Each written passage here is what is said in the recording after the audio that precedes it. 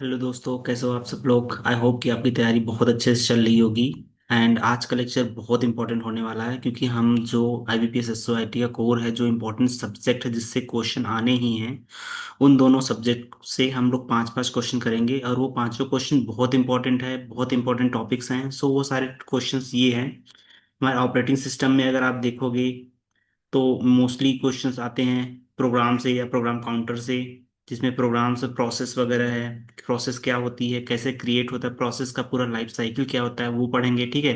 Context switching पढ़ेंगे उसी में। फिर हमारे पास CPU शेड्यूलिंग है, बहुत इंपॉर्टेंट है। डेडलॉक है एंड पेजिंग है।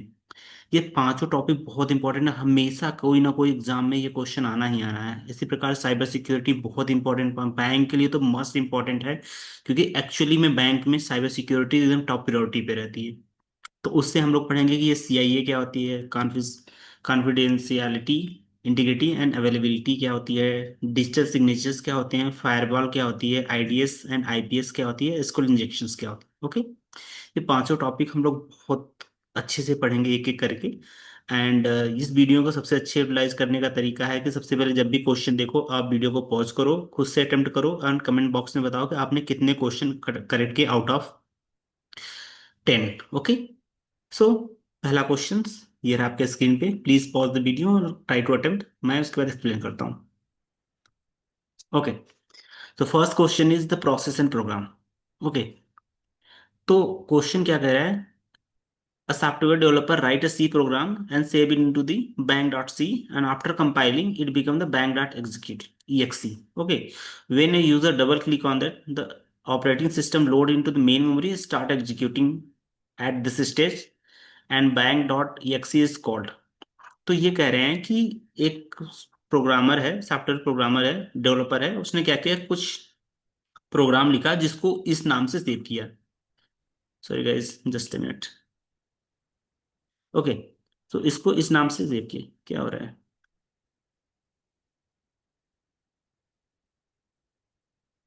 कुछ तो गड़बड़ हो रहा है, एक मिनट। हाँ, उसको इस नाम से सेव किया। ओके। सो बैंक.c नाम से सेव किया उसको, जैसे उसने कंपाइल किया क्या बन गया आपका, बैंक.exe। ठीक है। अभी भी ये प्रोग्राम है कंपाइल के बाद। तो देखो दो चीजें आपको यहाँ पे समझनी पड़ेगी। ठीक है। पहला क्या है कि प्रोग्रामर क्या कर रहा है, प्रोग्रामर हमारा क्या कर रहा है, प्रोग्रामर प्रोग्राम को राइट कर रहा है। ठीक है। प्रोग्राम को लिखा, पहला स्टेज। दूसरा स्टेज क्या किया, उसको कंपाइल किया। ठीक है। कंपाइल किया दूसरे स्टेज में। तीसरे स्टेज में क्या कह रहे हैं ये लोग कि इसको डबल क्लिक कर रहा है। ठीक है, डबल क्लिक कर रहे हैं। डबल क्लिक कर रहा है तीसरे स्टेज में। तो जैसे डबल क्लिक किया ये हमारे, ये क्या हुआ, सिस्टम ऑपरेटिंग सिस्टम लोड किया मेन मेमोरी। मेन मेमोरी का मतलब होता है रैम में। रैम में चला गया and then start executing it at this stage. तो उस स्टेज पे जब ये एग्जीक्यूट हो रहा है तो उस स्टेज पे क्या कहते हैं। ठीक है। सबसे पहले इसको पढ़ने से पहले मैं आपको एक डायग्राम दिखाता हूँ, वहां से मैं बताता हूँ कि क्या कैसे करते हैं। ठीक है। देखो, ये हमारा पूरा प्रोसेस का स्टेज है कि कैसे प्रोसेस क्रिएट होता है, कैसे रन होता है, सारा चीज इसको एक्सप्लेन करने के बाद आप ये क्वेश्चन बहुत इजीली कर सकते हो। ठीक है। हम अटेम्प्ट करते हैं इसको, पहले इसको एक्सप्लेन करते हैं। देखो, जब कोई प्रोग्राम लिखा जाता है और हमारे मेन मेमोरी में सेव होती है, क्योंकि हम अपने कंप्यूटर प्रोग्राम लिखते हैं मेमोरी में सेव होते हैं। तो जब भी कोई प्रोग्राम आप कुछ भी लिख रहे हो, कोई कोड लिख रहे हो, सेटअप कोड, तो वो एक प्रोग्राम होता है। ठीक है। लेकिन उस प्रोग्राम को लिखने के बाद अगर आप एग्जीक्यूट नहीं कर रहे हो तो वो मेन मेमोरी में ही मतलब आपके हार्ड डिस्क में रहेगा, सॉरी मेन मेमोरी में नहीं, हार्ड डिस्क में ही रहेगा। ठीक है। तो वो एज ए प्रोग्राम ही कहेगा। लेकिन अगर आप उसको एग्जीक्यूट करना चाह रहे हो तो एग्जीक्यूट आपके कहाँ पे होगा, CPU में होगा। तो क्या होगा कि CPU में जाने से पहले कुछ प्रोसेस हैं वो फॉलो होता है। ठीक है। तो सबसे पहले कि जो जो प्रोग्राम्स हैं वो क्या होगा कि उस प्रोग्राम को CPU में लाने से पहले कुछ स्टेजेस होते हैं। ठीक है।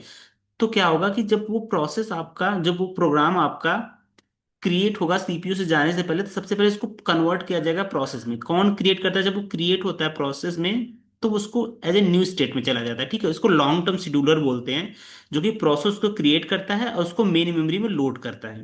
मतलब जैसे ही आपने डबल क्लिक किया तो वो आपका प्रोसेस एक क्रिएट हो गया है।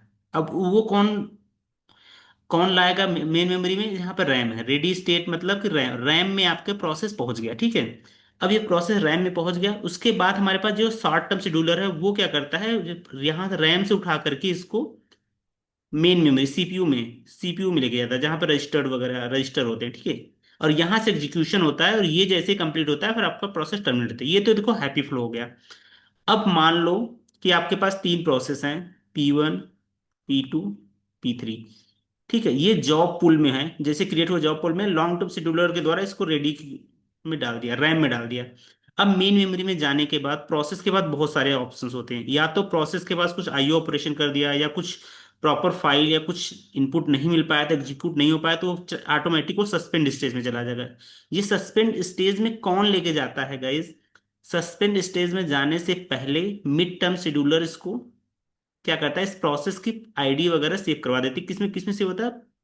पीसीबी में। पीसीबी, प्रोसेस कंट्रोल बोर्ड में। कोई प्रोसेस जब क्रिएट होता है ना, तो उसकी बहुत सारी टर्म्स, बहुत सारे क्या बोलते हैं उसको, कि आईडी क्रिएट हो जाती है। जैसे कि प्रोसेस आईडी क्रिएट होती है, उसको एक मेमोरी एलोकेट हो जाता है, उसका प्रोग्राम काउंटर होता है, उसका स्टैक पॉइंटर होता है। तो ये सारा चीज क्या कहलाता है? कॉन्टेक्स्ट कहलाती है ये सारी चीजें, ठीक है। और इसी को हम लोग पीसीबी में, प्रोसेस कंट्रोल बोर्ड में सेव कर लेते हैं। तो जब ये एक्चुअली में इसको कुछ आईओ ऑपरेशन करना हो या फिर कुछ और करना हो, या इसको प्रॉपर सारी चीजें ना मिली हो एग्जीक्यूशन के लिए, तो ये प्रोसेस कंट्रोल बोर्ड में सेव हो जाती है, और फिर ये सस्पेंड में चले जाते हैं। जब भी इसको लगता है कि नहीं अब रैम सीपीयू खाली है, तो ये फिर रिज्यूम करके फिर ये एग्जीक्यूशन स्टेट में आ जाता है, और फिर यहाँ से एग्जीक्यूट होता है, ठीक है। एक तो ये हो गया। अब देखो, अब जैसे कि यहाँ पे गया प्रोसेस, रैम से सीपीयू में गया, ठीक है। तो होता क्या है कि सीपीयू कभी कभी कुछ टाइम के बाद प्रोसेस को दिया है कि आप 2 सेकंड के ज्यादा नहीं एग्जीक्यूट, 2 सेकंड एग्जीक्यूट हुआ, फिर आपका टाइम टाइम काउंटर क्वांटम जो एक्सपायर हुआ यह इधर चला आया, फिर से वो रेडी स्टेट में। तो जो ये यहाँ से प्रोसेस यहाँ से यहाँ लेके गया, वो डिस्पैचर के द्वारा लिया जाता है। और डिस्पैचर क्या करता है कि प्रोसेस को पीसीबी में, प्रोसेस की आईडी, उसका डेटा पीसीबी में सेव कर देता है, जिससे कि रैम को, सीपीयू को जब भी टाइम मिलेगा वो उस प्रोसेस को उठा करके फिर से एग्जीक्यूट करे। और यहां से प्रोसेस रैम से, मतलब सीपीयू से रैम में फिर से लेके जाने के लिए ये डिस्पैचर का यूज होता है, ठीक है। सेम वे में रैम में भी अगर हमारे पास ये सीपीयू में अगर प्रोसेस एग्जीक्यूट हो रहा है, तो कभी कभी होता क्या है कि सीपीयू को मान लो कि एग्जीक्यूट हो रहा है, उसको कोई प्रिंटर, मान लो एग्जांपल दे रहा हूँ, आईओ ऑपरेशन करना हो या फिर यूजर से इनपुट मांगना हो, तो क्या करेगा, वो पॉज कर देगा। उस पॉज में कैसा नहीं कि सीपीयू वेट करता रहेगा कि नहीं अभी ये पूरा जब तक कंप्लीट नहीं होगा मैं दूसरा प्रोसेस नहीं करूंगा। वो क्या करेगा कि प्रोग्राम काउंटर, सॉरी, ये प्रोसेस कंट्रोल बोर्ड में प्रोसेस की डिटेल्स सेव कर लेगा, और नेक्स्ट प्रोसेस यहाँ से उठाएगा एग्जीक्यूट करने का, जब तक कि आईओ ऑपरेशन परफॉर्म होगा। जैसे कि कुछ प्रोसेस को चाहिए कि भाई इनको प्रिंटर एक्सेस करना है या स्कैनर एक्सेस करना है, ठीक है, या कुछ और करना है, तो वो आईओ ऑपरेशन चला जाएगा, फिर यहाँ से मिड टर्म शेड्यूलर के द्वारा यहाँ पे चला जाएगा, ठीक है। समझ में आया ये चीजें? अगर फिर भी कोई डाउट हो तो बता देना। अब क्वेश्चन में आते हैं। अब क्वेश्चन क्या कह रहा है कि जब भी पहले तो सेव लिखा प्रोग्राम इस नाम से, कंपाइल किया बैंक डॉट एक्सी नाम से, उसको डबल क्लिक किया, प्रोसेस लोड हुआ इनटू मेन मेमोरी में। जब तक मेन मेमोरी में लोड होता है, ठीक है, तो वो कौन सा स्टेट कहलाता है? रेडी स्टेट कहलाता है, ठीक है। और वो क्या कहलाता है? प्रोसेस कहलाता है, ठीक है। जब तक मेन मेमोरी में नहीं लोड हुआ, उससे पहले जब तक रहता है वो जॉब पूल में रहता है, वो भी प्रोसेस कहलाता है। उससे पहले हार्ड डिस्क में जो रहता है वो प्रोग्राम कहलाता है। जब एग्जीक्यूशन स्टार्ट हो गया तो उसको क्या बोलते हैं गाइस? उसको प्रोसेस ही तो बोलते हैं, राइट? तो ये समझ में आ गया, कुछ आंसर ऑलरेडी मैंने लिख दिया है, फिर भी आप लोग इसको समझ लेना, ठीक है। थ्रेड क्या होती है? थ्रेड जो है प्रोसेस के अंदर ही smallest unit execute, smallest task execute करता है, ठीक है। ये इसमें क्या है, सेम मेमोरी शेयर करते हैं, बट इसके प्रोग्राम काउंटर, स्टैक पॉइंटर्स, ठीक है, ये अलग होते हैं, ठीक है। तो ये चीजें आप लोग पढ़ लेना। अगर फिर भी कोई डाउट हो तो बता देना, इसका आंसर प्रोसेस होगा, ठीक है। अब एक और क्वेश्चन है, ठीक है, प्रोसेस कॉन्टेक्स्ट स्विचिंग में। मैंने बताया था कि जब भी प्रोसेस क्रिएट होता है तो उसकी आईडी होती है, उसकी क्या होती है, प्रोग्राम काउंटर होता है, स्टैक पॉइंटर होते हैं, ये सारे और भी टर्म्स होती हैं, ये सारा प्रोसेस का क्रिएट होता है, ठीक है। इसी को बोला जाता है कॉन्टेक्स्ट, ठीक है, इसी को कॉन्टेक्स्ट बोला जाता है। अब होता क्या है कि मैंने ये चीज बताई थी आपको ना, कि जब प्रोसेस को यहां से यहां लेके गए और फिर यहां से यहां, तो प्रोसेस क्या कर रहा है एक्चुअली में, जब प्रोसेस यहां से यहां लेके गया, यहां से यहां लेके गया, राइट, रेडी स्टेट से रन में लेके गए हम लोग, और रन से फिर रेडी स्टेट में लेके गया, तो ये डिस्पैचर के द्वारा होता है, ठीक है। डिस्पैचर करता क्या है कि इसके कॉन्टेक्स्ट को सेव करता है, उसी को बोला जाता है कॉन्टेक्स्ट स्विचिंग, ठीक है। क्योंकि प्रोसेस को स्विच कर रहा है, कॉन्टेक्स्ट स्विचिंग का मतलब होता है कि जो उसके इसके सेव किया, फिर दूसरे कॉन्टेक्स्ट को उठाया, फिर रैम में डाल दिया या सीपीयू में डाल दिया, इसी को कॉन्टेक्स्ट स्विचिंग बोलते हैं, ठीक है। अब आप क्वेश्चन पे आ जाओ। क्वेश्चन क्या कह रहा है कि saving of one is there moving a process from secondary memory into main primary memory, ठीक है। उसके बाद क्या है, saving A state of currently running process and loading A state into another process execution can be continue, ठीक है। ये यही कह रहा है ना, देखो ये तो हमारा लॉन्ग टर्म शेड्यूलर करता है, ठीक है। मेन मेमोरी से सेकेंडरी मेमोरी से मेन मेमोरी प्राइमरी मेमोरी लाना। Saving the state of currently running process, जो भी रन हो रहा है उसका स्टेट सेव करना, फिर loading the state of another process and execution, यही चीजें मैंने बताई थी आपको ना, कि यहां से जब यहां से यहां आएगा और यहां से यहां जाएगा तो क्या होगा कि जो भी इसका कॉन्टेक्स्ट होगा स्विच कर उसको सेव कर लेगा, ठीक है, डिस्पैचर के द्वारा, और फिर नया प्रोसेस को उठा करके इसको लोड करेगा रैम में, ये भी डिस्पैचर के द्वारा, ठीक है। तो उसी को बोलते हैं कॉन्टेक्स्ट स्विचिंग। तो यही है कॉन्टेक्स्ट स्विचिंग का फुल फॉर्म, ठीक है। Exactly creating the new process long term scheduler के द्वारा होता है, ये नहीं है, ठीक है। जॉब पूल में created deleting the process permanently from the memory, ये तो बिल्कुल ही पार्ट नहीं है, ठीक है। समझ में आया। अब देखो एक सीपीयू शेड्यूलिंग का क्वेश्चन आता है। सीपीयू शेड्यूलिंग में ये पता नहीं क्या हो रहा है आज, ठीक है। सीपीयू शेड्यूलिंग में क्या है कि which of the following algorithm assign a CPU to each process for a fix time interval called time quantum, ठीक है। ये भी सेम ही है कि अगर आपने ये चीज पढ़ा तो मैंने क्या बोला था कि जब एक प्रोसेस रैम से सीपीयू में आ रहा है, मतलब प्रोसेस P1 है, यहां से गया P1 पहुंचा, ये एग्जीक्यूट हो रहा है, बट इसको दिया था 2 सेकेंड, 2 सेकेंड इसको टाइम दिया है, ठीक है। 2 सेकेंड होने के बाद ये फिर से क्या करेगा, डिस्पैचर इसको प्रोसेस के कॉन्टेक्स्ट को सेव करके फिर से इसको P1 को रेडी स्टेट में लेके आएगा, ठीक है। तो इसी को बोला जाता है कॉन्टेक्स्ट स्विचिंग। अब क्वेश्चन क्या कह रहा है, क्वेश्चन ये कह रहा है कि टाइम क्वांटम, ये टाइम क्वांटम कौन करता है, मतलब किस टाइप के शेड्यूलिंग में ये चीज होती है, ठीक है। तो देखो फर्स्ट कम फर्स्ट सर्व में, इसमें क्या होता है कि फर्स्ट कम फर्स्ट सर्व में जो भी प्रोसेस सबसे पहले रैम में आता है वही सबसे पहले सीपीयू के पास जाता है, ठीक है। शॉर्टेस्ट जॉब फर्स्ट में क्या होता है, इसमें क्या होता है कि कभी कभी जो बहुत जिसका बर्स्ट टाइम, जिसकी मतलब एग्जीक्यूशन टाइम बहुत ज्यादा है, वो एग्जीक्यूट होता रहता है और पीछे वाले को वेट करना पड़ता है, ठीक है। जो कि छोटे बर्स्ट टाइम से थोड़ा है बर्स्ट टाइम, मतलब एग्जीक्यूशन टाइम जिस प्रोसेस का एग्जीक्यूशन टाइम बहुत कम लगेगा, वो बहुत उसको भी बहुत ज्यादा वेट करना पड़ता है। इसमें कॉन्वॉय इफेक्ट होता है, बहुत इंपॉर्टेंट है, कभी कोई क्वेश्चन पूछा जाता है कॉन्वॉय इफेक्ट किस में आता है, ठीक है।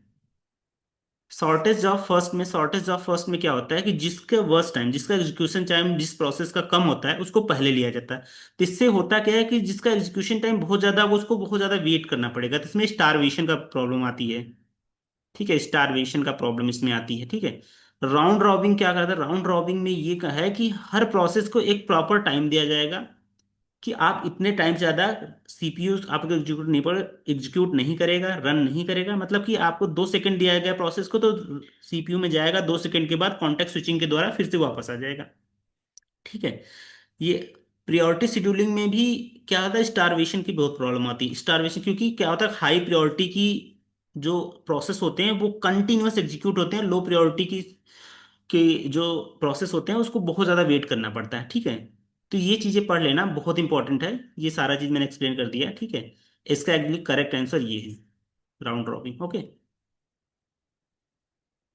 अब deadlock, which of the following is not a condition of deadlock. देखो डेडलॉक की 4 कंडीशंस हैं, चारों ट्रू हैं तो वो डेडलॉक है, अदरवाइज नहीं है, ठीक है। पहला म्यूचुअल एक्सक्लूजन, म्यूचुअल एक्सक्लूजन का मतलब है कि दो प्रोसेस एग्री होने चाहिए एक दूसरे के साथ कि आप एक यूज करोगे दूसरा हम नहीं यूज करेंगे। तीसरा होल्ड एंड वेट, अगर एक प्रोसेस एक सिस्टम को यूज कर रहा है, जैसे कि एक प्रोसेस है वो प्रिंटर को यूज कर रहा है, तो दूसरा जो है वेट करेगा जब तक कि वो रिलीज ना करे। सर्कुलर वेट का मतलब ये होता है कि जैसे कि एक प्रोसेस P1 है, एक P2 है, एक P3 है, ठीक है, अब इसके पास मान लो एक्स कोई टास्क है वो कर रहा है, इसके पास वाई कोई टास्क है ये कर रहा है, इसके पास जेड कोई टास्क है। इसको ये चाहिए प्रोसेस, इसको ये चाहिए, इसको ये चाहिए। तीनों अपना अपना लेके बैठे हैं, बस दूसरा के दूसरे का मांग रहे हैं। तो कोई ये देने को तैयार नहीं एक दूसरे को। तो ये क्या है कि वेट में एक सर्कुलर वेट में चला जाएगा। ठीक है, तो ये भी एक डेडलॉक की कंडीशन है, यहाँ पे भी किसी को नहीं मिलने वाला कुछ भी। और एक होता है कि प्रियम्पटिव। नो प्रियम्पटिव का मतलब होता है कि ऐसा नहीं कि ये वाला प्रोसेस जबरदस्ती जंप करके इसके पास चला जाए और बोले कि नहीं मुझे अब आप दे दो। ऐसा भी नहीं होना चाहिए, टाइम शेयरिंग नहीं होता है, तो यही गलत है। ठीक है। ठीक है, नो प्रियम्पशन होता है इसका, जो कि भी मैं बताया। ठीक है, तो ये हो गया हमारे 4 क्वेश्चन। इसके बाद एक पेजिंग का कॉन्सेप्ट बहुत इंपॉर्टेंट है गाइज। इसको आप समझना कि पहले मैं आपको प्रॉब्लम बताता हूँ, फिर मैं क्वेश्चन एक्सप्लेन करूंगा कि एक्चुअली में क्वेश्चन कह क्या रहा है। अदरवाइज मैं डायरेक्टली अगर एक्सप्लेन करूंगा तो शायद आपको कंफ्यूजन हो अंडरस्टैंड करने में। ओके, सो देखो, हमारे पास स्टार्टिंग में क्या था कि हमारे पास क्या थी कि रैम में मेमोरी थी। ठीक है, हमारा रैम था, सीपीयू जो भी रैम था। ठीक है, उसमें क्या है, फिक्स साइज कर दिया गया था हमारे पास। फिक्स साइज मान लो कि उसने कह दिया कि 6 6 MB का, 6 6 6 6 6 6 6। ठीक है, अब होता क्या था कि हमारे पास कोई प्रोसेस पी आया। ठीक है, प्रोसेस कोई पी है। ठीक है, ये 4 4 MB का है। ठीक है, ये 4 4 MB का P1, P2, P3। ठीक है, P3। अब ये प्रोसेस P1 P2 तीन प्रोसेस हैं, ये रैम। रैम में ऐसे मान लो कि पार्टीशन हुआ है। अब P1 यहाँ पे जाएगा। ठीक है, तो इस प्रोसेस में P1 जाएगा तो आराम से फिट हो जाएगा, बट ये 2 MB यहाँ बच जाएगा। ठीक है, और एक प्रोसेस का मान लो साइज, मान लो ये P4 है। P4 है, इसकी साइज मान लो 1 2 3 4 5 6। ठीक है, इसकी साइज मान लो 10 MB है। ठीक है, 10 है। तो अब ये दो यहाँ बच गया, ये वाला अगर इस पे जाएगा तो इस पे भी 2 MB बचेगा। ये वाला अगर इस पे जाएगा तो इस पे भी 2 MB बचेगा। ठीक है, अब जो ऐसे भी है। तो अब आप देखो कि मान लो कि ये वाला भी कहीं 2 2 MB ऐसे ऐसे सब में ऐसे है, ऐसे है। तो सब में दो, इसमें भी दो, इसमें भी दो, इसमें भी दो, इसमें भी दो।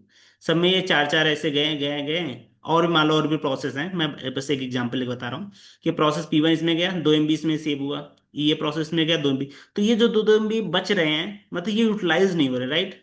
प्रोसेस की जो एक्चुअल में रैम क्या होती है, रैम बहुत कम लिमिटेड साइज की होती है, राइट, जिससे कि मैक्सिमम प्रोसेस उसके अंदर जा सके और मैक्सिमम एग्जीक्यूट हो सके। क्योंकि हमें डिग्री या मल्टी प्रोग्रामिंग अचीव करना होता है कि नंबर ऑफ प्रोसेस हमारे रैम में कितनी ज्यादा एक साथ एग्जीक्यूट कर सकते हैं एक पर्टिकुलर टाइम पे। ठीक है, तो यहाँ पे होता क्या है कि जब प्रोसेस यहाँ पे गया, हमारे पास एक रैम में एक मेमोरी एलोकेट हुआ उसको, तो 2 MB वेस्ट हुआ।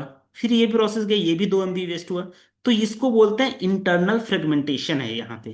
ठीक है, इंटरनल फ्रेगमेंटेशन है जिसकी वजह से हमारे मेमोरी वेस्टेज बहुत ज्यादा हो रही है रैम में। मतलब प्रॉपर रैम को हम यूटिलाइज नहीं कर पा रहे हैं, एक तो ये इशू हुआ। ठीक है, इंटरनल फ्रेगमेंटेशन। ठीक है, अब क्या है, अब हमारे पास एक प्रोसेस है 10 MB की। बट देखो देखो, कोई भी रैम में कोई भी पार्टीशन, फिक्स पार्टीशन में ये 10 MB का है ही नहीं, राइट। तो मतलब कि हमारे पास ऐसा नहीं कि दो दो, 2 4, 2 6, 2 8, 2 10, 2 12, 2 14, 14 MB फ्री है, फिर भी ये 10 MB कहीं भी फिट नहीं हो रहा है, राइट। तो मतलब हमारे पास मेमोरी होने के बावजूद भी हम प्रोसेस को एग्जीक्यूट नहीं कर पा रहे हैं, just because of internal fragmentation. तो इसी को बोला जाता है एक्सटर्नल फ्रेगमेंटेशन। ठीक है, एक्सटर्नल फ्रेगमेंटेशन। अब अब समझ में आया इंटरनल एक्सटर्नल फ्रेगमेंटेशन। तो इस प्रॉब्लम को, जो ये इंटरनल और एक्सटर्नल प्रॉब्लम थी, इसको दूर करने के लिए हमने क्या लेके आए, पेजिंग का कॉन्सेप्ट लेके आया। पेजिंग का कॉन्सेप्ट लेके आया। पेजिंग से हम लोग एक्सटर्नल फ्रेगमेंटेशन को तो दूर कर लेंगे। वो कैसे दूर करेंगे वो मैं बताता हूँ। इस पेजिंग में क्या करते हैं कि जो हमारे पास जो हमारे पास प्रोसेस होता है ना, उसको प्रोसेस को पेज में कन्वर्ट करते हैं। पेज में कन्वर्ट करने का मतलब है कि एक प्रोसेस को ब्रेक करते हैं। ठीक है, पेज में। और जो हमारे पास रैम होती है ना, उसको हम लोग फ्रेम में डिवाइड करते हैं। तो ये फ्रेम की साइज और पेज की साइज ना दोनों सेम रखते हैं। ठीक है, जिससे क्या है कि हमारे पास मैक्सिमम पेजेस यूटिलाइज हो सके, फिट हो सके इस फ्रेम में। ठीक है, ये पेजिंग का कॉन्सेप्ट है। तो उससे क्या होगा कि आपका जब फ्रेम का साइज और पेज का साइज सेम है तो यहाँ पे तो कोई भी मेमोरी साइज बचेगी नहीं। बट फिर भी क्या होता है, कभी कभी इंटरनल फ्रेगमेंटेशन हो जाता है इसमें। ठीक है, अब समझ में आया। अब क्वेश्चन अटेम्प्ट करते हैं। पेजिंग का क्या मतलब हुआ कि जो प्रोसेस को ब्रेक करके छोटे छोटे पेज में कन्वर्ट करना ही पेजिंग कहलाता है, जिससे कि रैम में फ्रेम्स में एक पर्टिकुलर पेज आराम से फिट हो सके। ठीक है, समझ में आया? अब क्या कहते हैं, paging divide the memory into variable size, नहीं वेरिएबल साइज में नहीं करते हैं। ठीक है, ये तो बिल्कुल गलत है। अब क्या कहते हैं, paging eliminate the external fragmentation by dividing the memory into fix size and frames, जो मैंने अभी बताया, राइट? तो ये करेक्ट है। Paging require the programmer to manage the memory location manually, ये तो बिल्कुल गलत है। Paging store the entire process in one continuous block of memory, ये भी गलत है।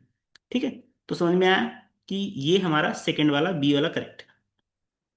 ठीक है, अब देखो, अब जो है अ, हमारा वो सब्जेक्ट खत्म हो गया। ठीक है, ऑपरेटिंग सिस्टम खत्म हो गया। अब नेटवर्क सिक्योरिटी पढ़ते हैं। नेटवर्क सिक्योरिटी में तीन इस पार्ट को रट लेना। आज पता नहीं क्या हो रहा है। ठीक है, इस पार्ट को सॉरी गाइस, ये जो सीआईए का इशू है, पता नहीं क्या है, वहां पे ऊपर क्लिक कर रहा हूँ तो वो आ जा रहा है। ठीक है, चलो कोई नहीं। सो सीआईए का मतलब क्या होता है? सी का मतलब होता है कॉन्फिडेंशियलिटी। सी का मतलब होता है कॉन्फिडेंशियलिटी। आई का मतलब होता है इंटीग्रिटी। ए का मतलब होता है अवेलेबिलिटी। कॉन्फिडेंशियलिटी का क्या मतलब होता है कि कोई भी अथराइज यूजर, अनअथराइज नहीं, अथराइज यूजर ही हमारे डेटा को एक्सेस कर पा सकता है। ठीक है, अथराइज यूजर ही डेटा को एक्सेस कर पाता है। इंटीग्रिटी का मतलब होता है कि डेटा में कोई भी मॉडिफिकेशन या कोई अल्टर ना करे, चेंजेस ना हो हमारे डेटा। ठीक है, और तीसरा क्या है, अवेलेबिलिटी, हमारा डेटा हमेशा अवेलेबल रहे कस्टमर्स के लिए। ठीक है, ये तीन प्रिंसिपल है, इसी के बेस पे होता है, सारी चीज होती है। अब इसको पढ़ने से पहले मैं आपको बताता हूं कि ये तीनों अचीव कैसे करते हैं। ठीक है, उसके बाद क्वेश्चन अटेम्प्ट करेंगे। उसके बाद दो तीन क्वेश्चन इसी बेस पे है।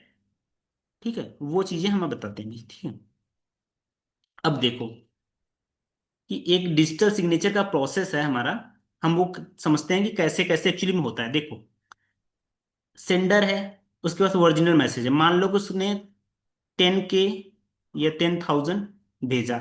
ठीक है, सेंडर ने भेजा 10,000।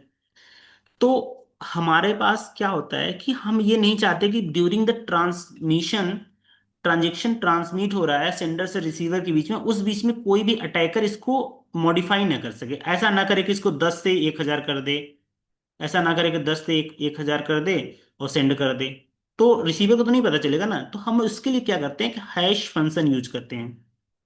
हैश फंक्शन क्या कहते हैं कि आरएसए यूज करते हैं, 256 यूज करते हैं, आरएसए 512 यूज करते हैं।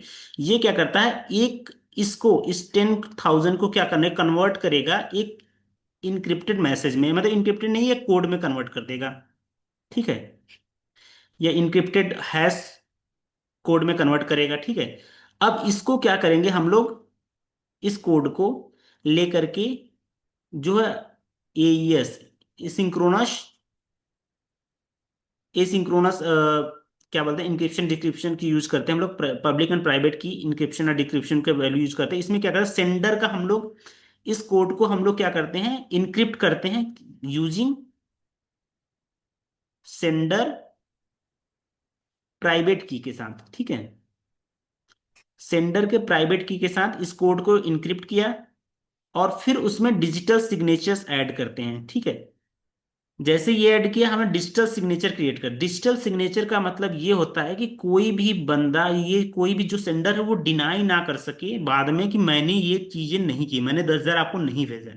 ओके, नॉन रिपुडिएशन का मतलब यही होता है कि कोई भी बंदा बाद में ये डिनाई ना कर सके कि ये मैंने नहीं भेजा है। ये आप, ये क्या, डिजिटल सिग्नेचर ये क्या करता है, एक रिटन डॉक्यूमेंट क्रिएट कर देता है आपके नाम से कि आपने ये भेजा है, इसलिए आपका सिग्नेचर यहाँ पे है। ठीक है, अब सेंड क्या होगा, मैसेज होगा प्लस डिजिटल सिग्नेचर सेंड होगा, रिसीवर के पास जाएगा। रिसीवर के पास क्या करेगा, रिसीवर सबसे पहले रिसीवर रिसीव होगा, फिर उसको डिक्रिप्ट करेगा सेंडर के पब्लिक की से। ठीक है, सेंडर के पब्लिक की से डिस्क्रिप्ट करेगा, फिर जनरेट करेगा hash function, and then compare करेगा दोनों हैशेस को कि क्या दोनों हैश सेम है। अगर मैच है तो हाँ ठीक है, ऑथेंटिक है, मॉडिफाई नहीं है, मैच नहीं है तो मतलब डेटा टेम्पर्ड हो चुका है। ठीक है। अब आप सोचो कि यहाँ पे से 10,000 से उसने हैश कोड जनरेट किया, अगर कोई मॉडिफाई भी करना चाहेगा, 10,000 से 1,000 है, कोई और वैल्यू डालना चाहेगा, तो completely different hash hash function generate होगा, डिफरेंट कोड जनरेट होगा हैश का। तो क्या एक्चुअली में ये चीजें पॉसिबल हो सकती हैं? नहीं ना, क्योंकि पूरा पूरा हैश फंक्शन ही चेंज हो जाएगा, राइट। तो ये हमारा बहुत सिक्योर। अब क्वेश्चन पे आते हैं, ठीक है। देखो, अब क्या कर रहा है, which are the following security measure primarily ensure that data can not be modified by the unauthorized user using transmission. मैं वही बताया था, ट्रांसमिशन के द्वारा डाटा ना मॉडिफाई हो, इसके लिए हम लोग हैश का यूज करते हैं, हैश फंक्शन का यूज करते हैं।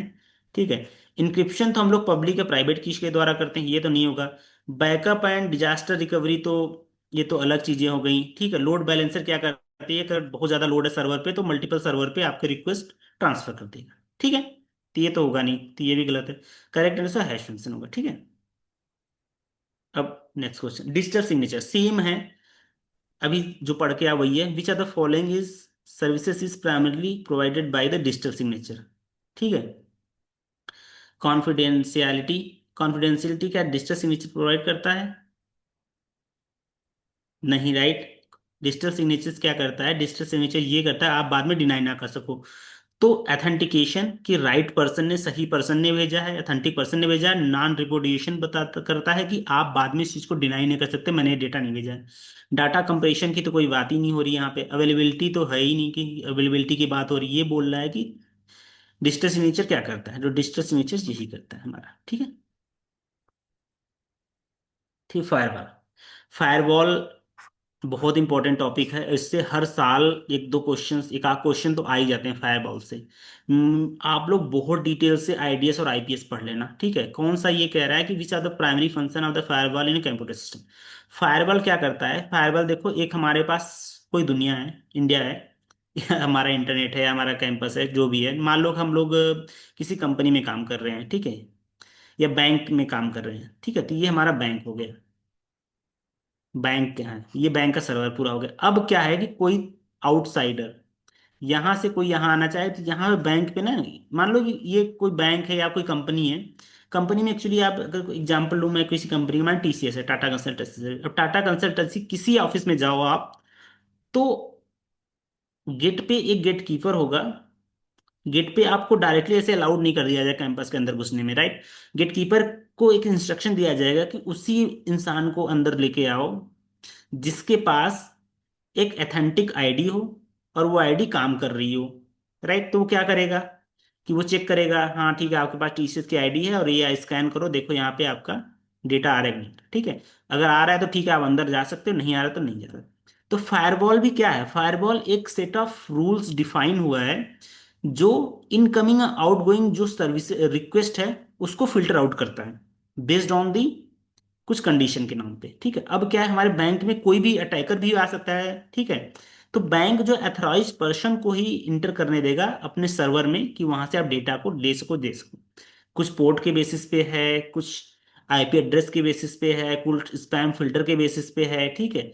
तो वो उसी हिसाब से इनकमिंग रिक्वेस्ट को ब्लॉक करता है या फिर अलाउ करता है। तो फायरवॉल क्या है, एक सेट ऑफ रूल्स है, predefined set of rules है, based on that it allow the request to in come inside और go outside. Okay. So encryption decryption की तो बात ही नहीं कर रहा डेटा की, ये तो बिल्कुल नहीं है।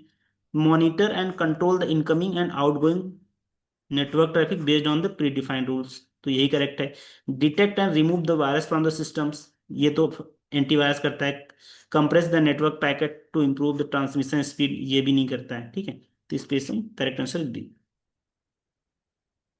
ठीक है। ये है कि इंटरनेट है, यहाँ की दुनिया है, फायर वाला है, ये सिक्योरिटी रूल लगी हुई है, अलाउ करना है, हाँ अलाउ करना है, नहीं अलाउ करना है मलेशिया से तो उसको ब्लॉक कर दो। तो ये सिंपल सा है, कुछ नहीं था इसमें। ठीक है। अब देखो ये क्वेश्चन, इस क्वेश्चन करने से पहले दो चीजें मैं आपको बता दूं कि ये एक्चुअल में है क्या। ठीक है। देखो, आईडीएस, आईडीएस का मतलब होता है instruction deduction system, detection system, detect करना। ठीक है। आईपीएस का मतलब है इंस्ट्रक्शंस इंट्रूजन इंट्रूजन है ना, सॉरी यार, मैं वही पढ़ा था। Intrusion detection system and intrusion prevention system. ठीक है, अब क्या है, आईडीएस क्या करता है, आईडीएस इतना मान लो सिर्फ ये डिटेक्ट करता है, ये क्या करेगा, कोई भी अटैकर को डिटेक्ट करेगा और फिर वो एडमिनिस्ट्रेटर को एक अलर्ट भेज देगा कि देखो अटैक हुआ है। ये आईपीएस क्या करता है, ये डिटेक्ट भी करता है और उसको प्रिवेंट भी करता है। समझ में आया? आईपीएस, यहाँ पे अटैकर आया, ठीक है, आईडीएस एक्टिव है, अलर्ट जनरेट किया और एडमिनिस्ट्रेटर को अलर्ट भेज दिया। बट आईपीएस में क्या होता है, इंट्रूजन प्रिवेंशन सिस्टम में अटैकर आया, आईपीएस के थ्रू गुजरा, और फिर अटैकर को क्या करेगा, ये ब्लॉक कर देगा ऑटोमेटिकली, डिटेक्ट करेगा, ब्लॉक करेगा। ठीक है, हमारा नेटवर्क प्रोटेक्ट हो गया। ठीक है, तो ये ऑटोमेटिक करती है, ये हमारा डिटेक्ट भी करता है और प्रिवेंट भी करता है, ये सिर्फ डिटेक्ट करता है और इन्फॉर्म करता है। ओके, अब क्वेश्चन पे आ जाए। क्वेश्चन क्या कर रहा है कि which are the following statement correctly differentiate the intrusion detection system and intrusion prevention system. IDS, intrusion detection system detect and alert the suspicious activity, whereas ITS automatically block the malicious. IPS automatically detect and block the malicious activity. यही correct answer, right, यही जो भी पढ़ के आए हैं। ये encryption नहीं करता है, आईपी एड्रेस तो बिल्कुल असाइन नहीं करता है, बैकअप वगैरह तो कुछ क्रिएट नहीं करता है, तो ये गलत, ये गलत, ये करता है। करेक्ट आंसर इज ये। ओके, ठीक है। नेक्स्ट क्वेश्चन, ये लास्ट क्वेश्चन है हमारा, ठीक है, इस लेक्चर का। आज तो पता नहीं क्या हो गया सिस्टम को। ये हमारा लास्ट क्वेश्चन है, ठीक है। एसक्यूएल इंजेक्शंस, एसक्यूएल इंजेक्शंस क्या होता है, हमारा जब कोई वेबसाइट होती है उसमें जो भी इनपुट फील्ड होता है, हम कुछ मैलिशियस कोड, जो अटैकर हम नहीं डालते हैं एक्चुअली, जो अटैकर होते हैं वो क्या करते हैं, मैलिशियस कोड डाल देते हैं और उस बेसिस पे हमारे डेटाबेस को मॉडिफाई या अल्टर करने की कोशिश करते हैं। ये हमारा एसक्यूएल इंजेक्शन जिसको बोलते हैं, ठीक है।